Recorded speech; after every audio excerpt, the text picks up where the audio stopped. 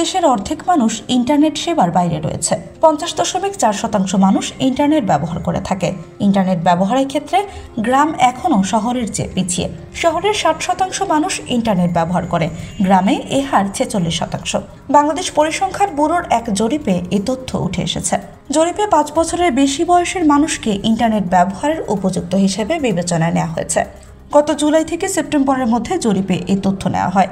তথ্য প্রযুক্তি প্রয়োগ ও ব্যবহার জরিপ প্রতিবেদনটি গত বুধবার প্রকাশ করা হয়। ব্যক্তি ও থানা পর্যায়ে তথ্য প্রযুক্তির ব্যবহার পরিমাপের জরিপটি 1 যুগ পর করা হলো। এখনও অর্ধেক মানুষ ইন্টারনেট সেবার বাইরে থাকলেও দিন দিন ব্যবহারকারীর সংখ্যা বাড়ছে।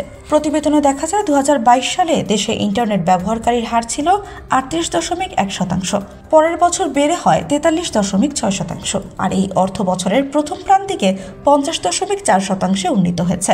আইসিটির সরঞ্জাম ব্যবহারের ক্ষেত্রে দেখা যায় দেশের 98.7% মানুষ মোবাইল ফোন ব্যবহার করে।